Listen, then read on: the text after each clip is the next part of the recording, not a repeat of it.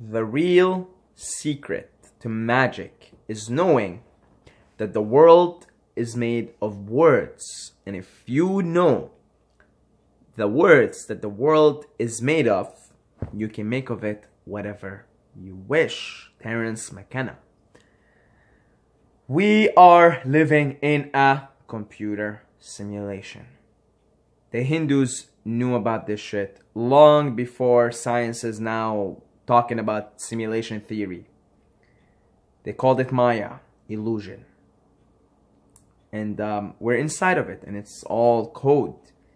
And these chants that you see in Buddhism, in Hinduism, even in Islam, you know, they're not random. They're deliberate. They're deliberate, and they deliberately get you in a certain state of consciousness. Because the people who are on a higher frequency, on a higher consciousness, they understand that we are inside a reality that's based on code, that's based on words. And we are taught at a younger age to curse ourselves. To curse ourselves with words. And if you actually take a look at the way the average person speaks, you will quickly come to realize that that person is a slave to their word. And you'll see that most people are slaves to their word. Now, something that I'm getting to see as of late, speaking about the English language. The English language, and many languages actually, most languages, are enslaving us to the concept of time, because we always have to talk in terms of I will, I did, you know, and we're always sort of past and present and future. We're talking past, present, and future.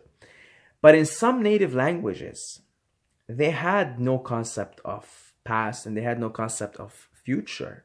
So when they spoke, everything was in the present moment.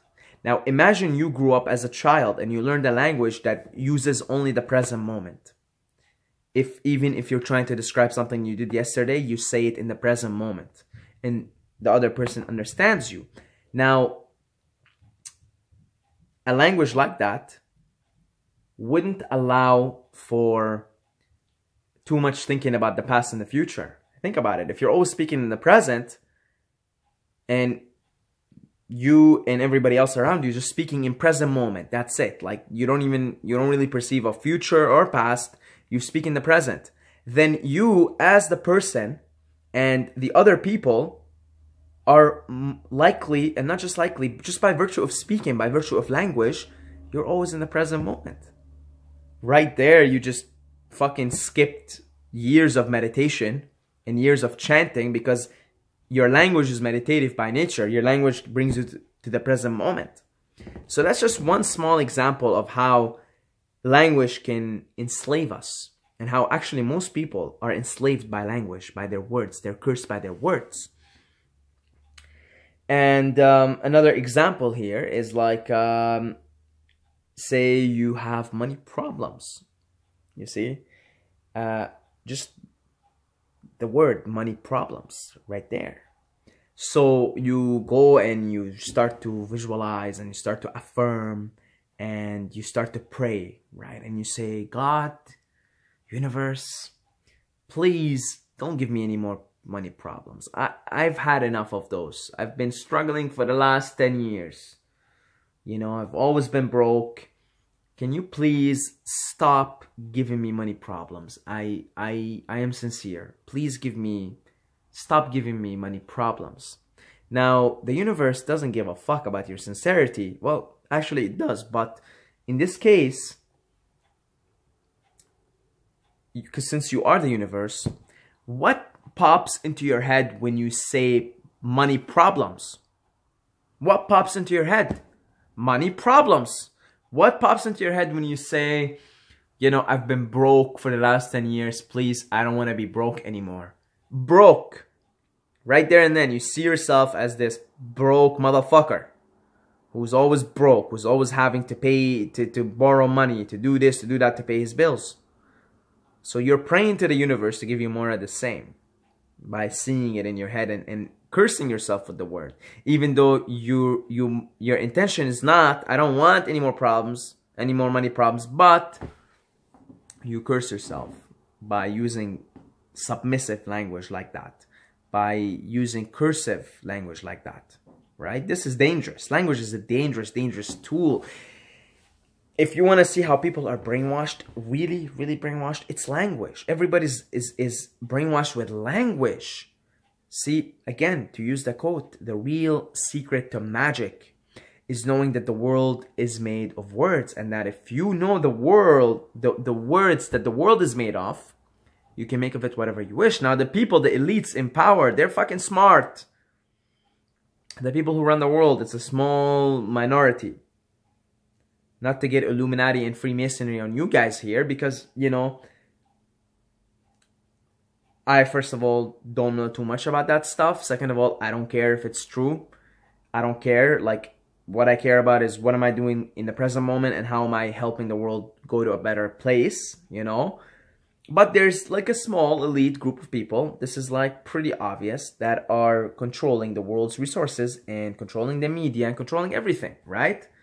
That is not, you just have to be a little bit of a inquisitive person to know that this to be true.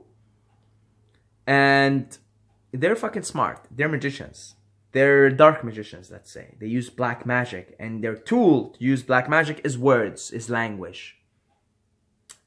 And that's why, you know, they try to put you in school. You're basically programmed as a parent to put your kids in school. The sooner the better. As soon as they start to learn how to speak and put words together, put them in kindergarten and put them in school.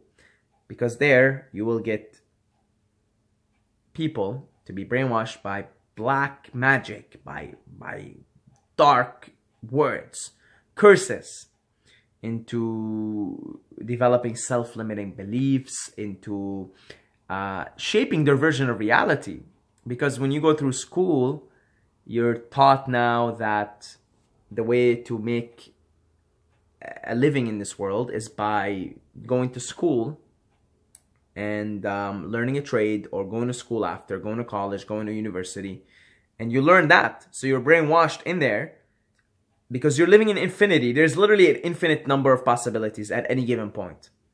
Like there's infinity. We're living in infinity. But then your version of reality gets narrowed down. You start to curse yourself. You start to use words. And then you start to talk in terms of the future. I'm going to do this. I'm going to do that. I'm going to do this. I'm going to do that. Guess what? If you're living always in the future, you'll always be living in the future. You'll always say, I will do this. I will do this. And then you're brainwashed also into thinking about the future all the time. And that causes fear. See, these black magicians, these dark black magicians are smart, and they know. So as long as they keep us in fear, then they can suck our life force and use us as batteries for their economic system, as cogs in the machine. And one of the things that we're all cursed with is this constant speaking of the future. Because anytime you're in the future, there's anxiety. You create anxiety, and, well, not anytime. If you're thinking positively, you create excitement. But actually, excitement and anxiety are the same thing. Nevertheless, it's just one is a positive spin, one is a negative spin. Nevertheless, most people who are thinking about the future are not thinking about it in a bright terms. They're thinking about it in gloom and doom. And they're cursing themselves. And then you have a bunch of people thinking like that. Then we have a mass consciousness curse, where people are cursed just by virtue of speaking. And they're doing it to themselves. So it's very important to be impeccable with your words. This is from that book. I forget the name of the author, but the 4 agreements. The agreement number 1, be impeccable with your word. You're better off not speaking at all and being in silence than saying some nasty shit to yourself or to other people. You could curse someone else, man, and that can stay in their consciousness for a lifetime. And you're fucked. That's a heavy load to carry for that person, and that's heavy karma for you too to carry. You just cursed that person. You know, like, well, you were an instrument. You didn't really do it, but still, you might have said something that left a permanent dark mark in someone else's life. And I mean, most parents do leave these marks in their children's consciousness unconsciously, because, you know, parents love their kids. So I guess we're all guilty of it. So be impeccable with your word. Be impeccable. Watch what you say. Meditate and be in silent more often, and then you know, set the intention to only speak light, angelic words. Praise yourself, and praise others, and praise life, and praise the Almighty, praise the Tao, praise Allah, praise this thing, be grateful. Gratitude is one of the highest and most powerful, potent ways of praising. Be grateful, praise the skies, praise the elements, praise the animals, praise the plants. Praise and speak highly of others. Don't speak low of people, of others. Speak highly of others, because everyone has some kind of a good quality in them. And somebody could be a complete asshole, but they have one good quality. Speak of that quality and speak to them about that quality that they have, that they possess, the high quality that they have, because that's how they're gonna grow. Even that complete asshole can still grow just by virtue of praise. You know, really, like, just watch your words.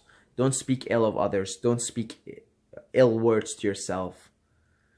And restructure the language. Restructure the way you speak. I'm in the process of that right now, actually. I'm in the process of deconstructing my own dictionary and coming up with more effective way of speaking. And that's gonna fucking take some time. That's gonna take some time, but I'm very mindful. I'm trying to be very mindful of my words as of late. And I'm